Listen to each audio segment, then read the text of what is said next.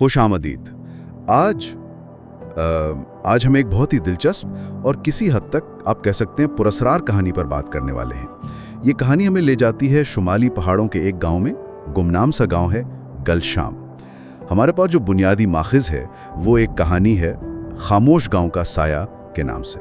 یہ ایک افسانوی داستان ہے جو خوف، راز اور ماضی کے گناہوں جیسے موضوعات کو چھیڑتی ہے۔ آج کی اس گہری بات چیت کا مقصد یہ ہے کہ ہم اس کہانی کے اہم نکات کو سمجھیں، اس کے کرداروں کو دیکھیں، ان کی نفسیات اور اس میں جو چھپے ہوئے سبق ہیں ان پر غور کریں۔ ہم یہ بھی دیکھیں گے کہ یہ کہانی کیسے لوک روایات کو، انسانی نفسیات کو اور انصاف کے جو مشکل سوالات ہیں ان کو ایک ساتھ لاتی ہے۔ اور کہانی کا آغاز ہی آپ دیکھیں سسپینس سے بھرپور ہے۔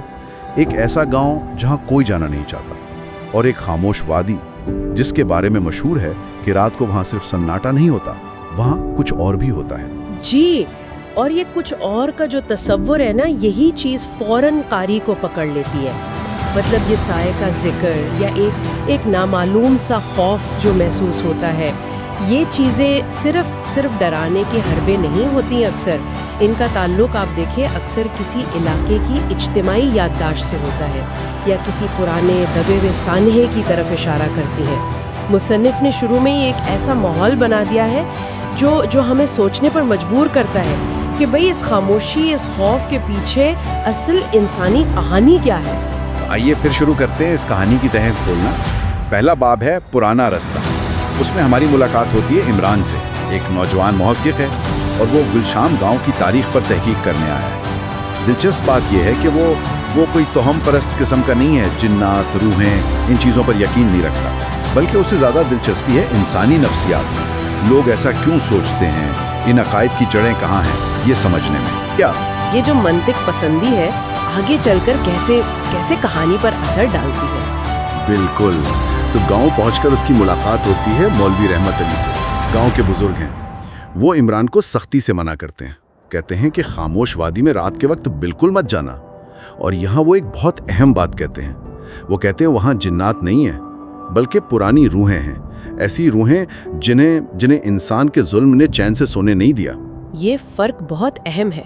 دیکھیں، جنات کا لفظ سن کر ذہن ایک غیر انسانی مافوق الفطرت طاقت کی طرف جاتا ہے، لیکن پرانی روحیں جنہیں انسان نے سونے نہیں دیا، یہ جملہ تو سیدھا انسانی تاریخ کی طرف اشارہ کر رہا ہے، کسی ناانصافی کی طرف، ظلم کی طرف، جس کے اثرات ابھی تک باقی ہیں۔ تو گویا مسئلہ مافوق الفطرت سے زیادہ انسانی لگتا ہے۔ ہاں، لیکن عمران وہ تو اپنی منطق پر قائم ہے۔ وہ اس وارننگ کو بس ایک وہم سمجھتا ہے، بلکہ وہ کہتا ہے کہ ڈر تو انہیں لگتا ہے جو حقیقت کا سامنا نہیں کرنا چاہتے۔ اور پھر شام ڈھلتے ہی وہ اپنا سامان اٹھاتا ہے، لالٹین، کیمرہ، نوٹ بک، اور وادی کی طرف چل پڑتا ہے۔ مصنف نے راستے کا ماحول بھی خوب بیان کیا ہے۔ پتھریلا راستہ ہے، ویران، ہوا چل رہی ہے تو درختوں سے سرسراہٹ کی آوازیں آ رہی ہیں جیسے کوئی سرگوشی کر رہا ہو، اور پھر وہ الو کی آواز جو خاموشی کو اور بھی گہرا کر دیتی ہے۔ منظر نگاری واقعی بہت اچھی ہے۔ مصنف آوازوں اور نظر آنے والی تفصیلات کا استعمال کر کے نا قاری کو پوری طرح کہانی کے اندر لے جاتا ہے۔ یہ صرف ماحول بنانا نہیں ہے، بلکہ یہ نفسیاتی طور پر قاری کو تیار بھی کر رہا ہے کہ آگے کچھ ہونے والا ہے۔ یہ ویرانی، یہ آوازیں، یہ سب تجسس بھی بڑھا رہی ہیں اور ایک انجانا سا خوف بھی۔ اور اسی راستے پر چلتے چلتے ایک پہاڑی کے دامن میں اسے نظر آتی ہے ایک پرانی سی وہ سیدھا سی جھونپڑی۔ منظر کچھ عجیب سا ہے۔ جھونپڑی کی دیواروں پر نا ایسے دھبے ہیں جیسے پرانا خون سوکھ گیا ہو، اور دروازے پر جیسے کسی نے جلتی ہوئی لکڑی سے کچھ الفاظ لکھے ہو، یہاں وہ سو رہی ہے۔ یہ پڑھ کر تو واقعی رونگٹے کھڑے ہو جاتے ہیں۔ اب یہ جھوپڑی صرف ایک عمارت نہیں رہی، یہ ایک راز بن گئی ہے۔ خون جیسے دھبے، جلے ہوئے الفاظ، یہ سب ایک پرتشدد ماضی کی طرف اشارہ کر رہے ہیں۔ یہ وہ کون ہے اور اسے یہاں سونے پر کیوں مجبور کیا گیا ہے؟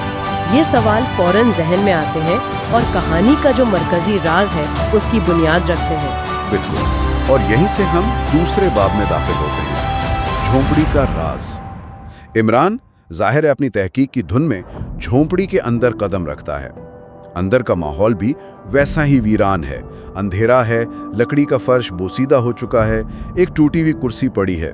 लेकिन फिर उसकी नज़र पड़ती है कमरे के बीच में रखी एक पुरानी तस्वीर पर। ये एक औरत की तस्वीर है, नाम है जीनत, और तस्वीर में उसकी आंखें, उनमें एक अजीब सी गहराई है, खालीपन है और कुछ पुरअसरारियत सी है। तस्वीर का मिलना कहानी को एक चेहरा दे देता है। अब ये सिर्फ एक गुमनाम वो नहीं रही, अब वो जीनत है। और आंखों का खालीपन ये अक्सर लोक कहानियों में गहरे दुख या किसी बड़े नाइंसाफी की अलामत होता है।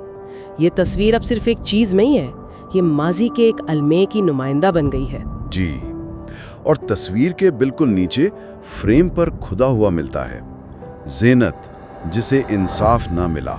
इमरान फौरन अपनी नोटबुक निकालता है, लिखता है कि ये यकीनन काउन की कोई पुरानी दुख भरी कहानी है, शायद किसी ऐसी औरत की जिसे किसी गलत इल्जाम का सामना करना पड़ा हो।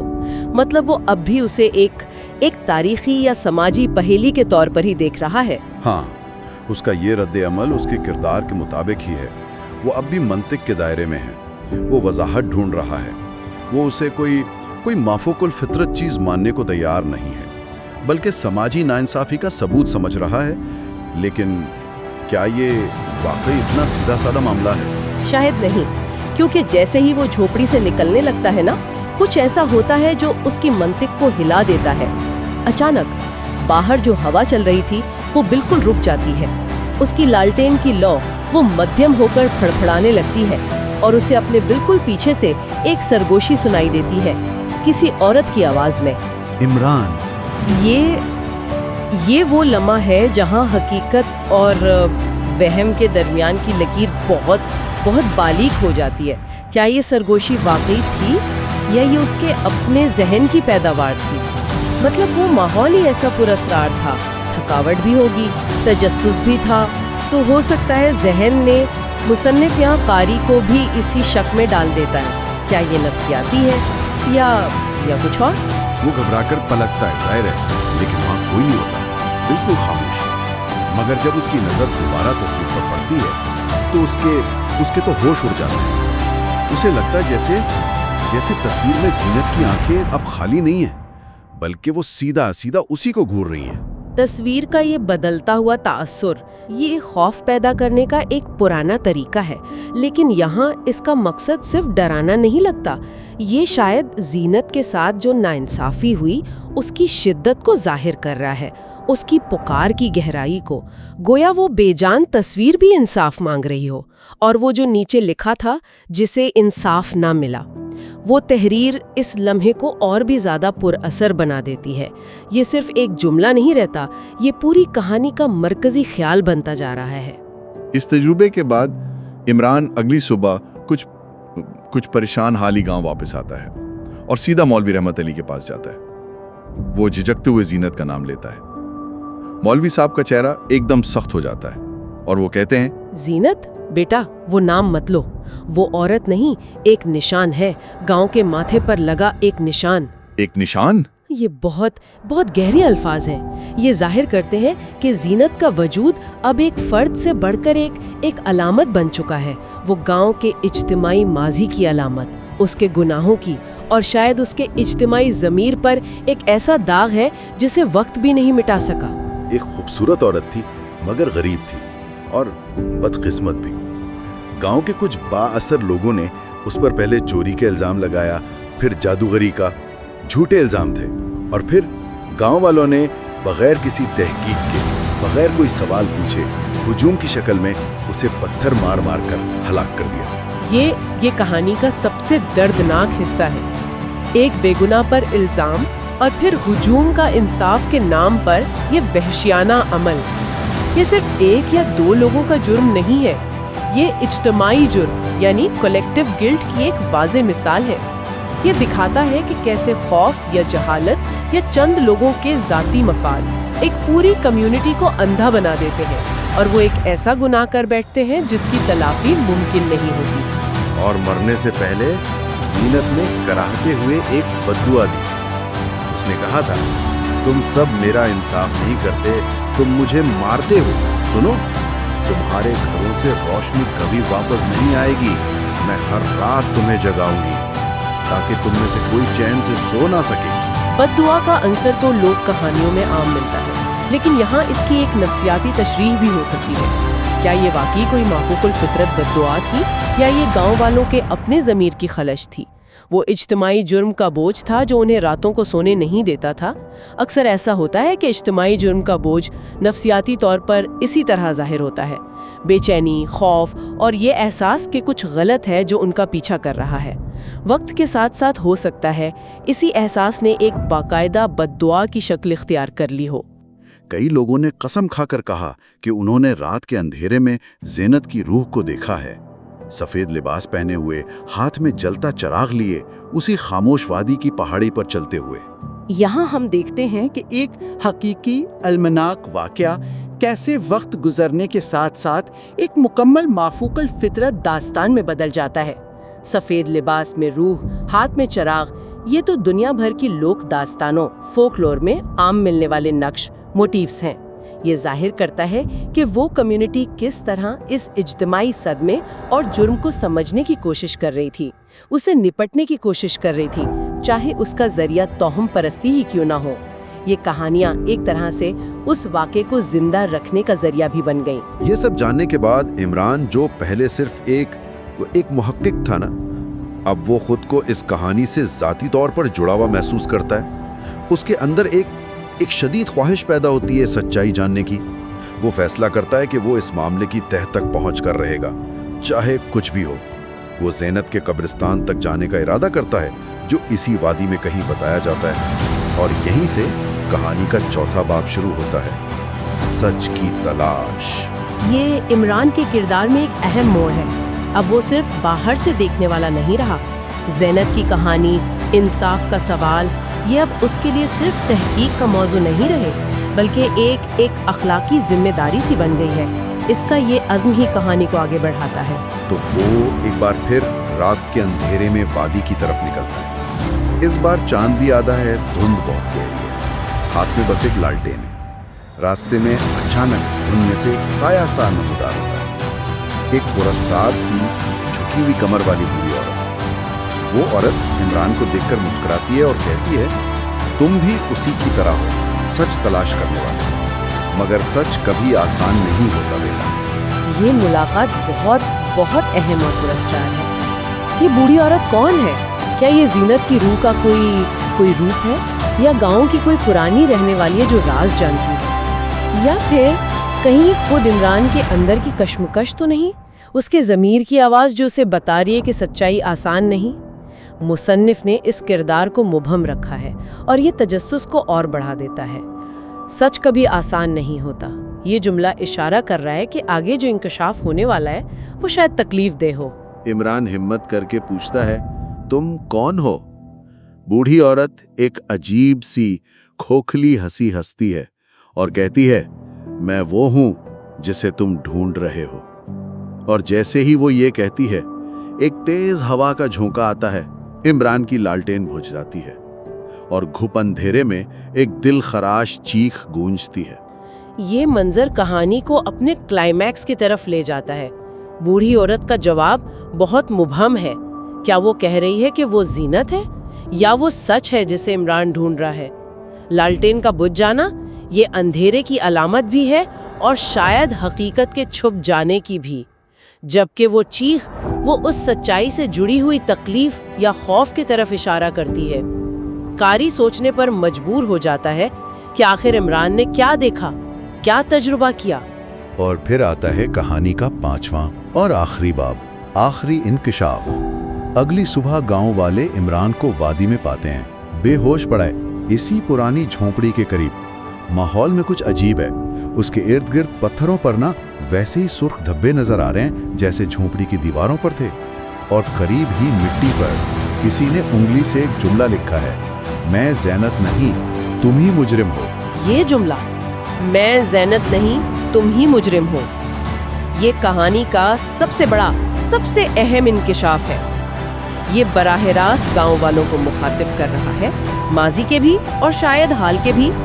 ये बिल्कुल वाज़ेह कर देता है कि वादी में जो खौफनाक ताकत या साया महसूस होता है वो ज़ैनत की बदला लेने वाली रूह नहीं है, बल्कि उसका ताल्लुक खुद गांव वालों के अपने आमाल से है। जब इमरान को होश आता है तो वो बिल्कुल बदला हुआ लगता है। वो बताता है कि उसने रात को हकीकत का सामना किया। असल सच ये था कि जीनत पर जो इल्जामात लगे थे, चोरी का, जादूगरी का, वो सब झूठ थे, सरासर झूठ। गांव के एक ताकतवर शख्स ने अपना कोई संगीन जुर्म छुपाने के लिए, शायद कत्ल या कोई और बड़ा गुनाह, सारा इल्जाम जीनत पर डाल दिया था। और गांव वालों ने खौफ की वजह से या जहालत की वजह से या शायद उस ताकतवर आदमी के दबाव में आकर बगैर सोचे समझे, बगैर तहकीक किए उसकी बात मान ली और एक बेगुनाह औरत को मार डाला। तो आखिरकार कहानी पूरी तरह से माफोकुल फितरत से हटकर इंसानी फितरत की तारीकी की तरफ मुड़ जाती है। ये जुल्म की कहानी है, नाइंसाफी की, हुजूम के हाथों इंसाफ के कत्ल की, इज्तिमाई जुर्म की और सच्चाई से जानबूझकर मुंह मोड़ने की। जीनत का जो नाम नेहाद साया या रूह थी, वो दरअसल गांव वालों के इज्तिमाई ज़मीर का बोझ था, उनके अपने किए हुए जुल्म की गूंज थी जो उन्हें दहाइयों से सता रही थी और उस वादी को पुरअसरार बनाए हुए थी। बिल्कुल, कहानी का मरकजी ख्याल यही निकलता है कि वादी में जो खौफ था, जो साया था, वो जीनत की कोई माफकुल फितरत मौजूदगी नहीं थी, बल्कि खुद इंसानों के अंदर का अंधेरा था, उनके ज़मीर की आवाज़ थी। जो भी उस वादी में जाता था वो शायद जीनत की रूह से नहीं टकराता था, बल्कि उसी इज्तिमाई जुर्म और नाइंसाफी की संगीनी से टकराता था जिसे गांव ने भुलाने की कोशिश की थी। और वो पैगाम, तुम ही मुजरिम हो, वो सिर्फ उन 80 साल पहले के गांव वालों के लिए नहीं है, वो एक आफाकी पैगाम बन जाता है जो हर उस मुआशरे पर, हर उस फर्द पर लागू होता है जो बगैर तहकीक के इल्ज़ाम लगाता है, जो नाइंसाफी होते देखकर खामोश रहता है या जो सच्चाई का सामना करने की हिम्मत नहीं रखता। ये जुमला कारी को भी अपने अंदर झांकने पर मजबूर करता है। तो खुलासा ये है कि खामोश गांव का साया जीनत की इस अलमनाक कहानी के जरिए, गांव वालों के इज्तिमाई जुर्म और फिर इमरान की सच की तलाश के सफ़र के जरिए हमें इंसाफ, हकीकत, इज्तिमाई जिम्मेदारी और इंसानी ज़मीर जैसे गहरे मौज़ूआत पर गौर करने की दावत देती है। कहानी का इख्तिताम भी बड़ा मानी खेज है, खुला छोड़ा गया है। गुलशाम का गांव आज भी मौजूद है, लेकिन कहते हैं कि अब काफ़ी हद तक वीरान हो चुका है। लोग कहते हैं कि कभी-कभी रात को उन पहाड़ों के बीच कहीं दूर एक टिमटिमाती हुई लालटेन की रोशनी नजर आती है। शायद वो किसी नए इमरान की है जो आज भी सच की तलाश में उस खामोश वादी में भटक रहा है। ये इख्तिताम कहानी को एक लाजवाल सी कैफियत देता है। ये बताता है कि सच की तलाश और नाइंसाफी के खिलाफ जंग ये कभी ख़त्म नहीं होती। हर नस्ल को अपने हिस्से का सच ढूंढना पड़ता है, अपने माजी के गुनाहों का सामना करना पड़ता है। जैसा कि कहानी हमें सिखाती है, और ये बहुत अहम नुक्ता है, कभी कभी आसेब या जिन्नात नहीं डराते, बल्कि इंसानों के अपने आमाल, उनके गुनाह, उनकी नाइंसाफियाँ सदियों तक साया बनकर उनका पीछा करती रहती हैं।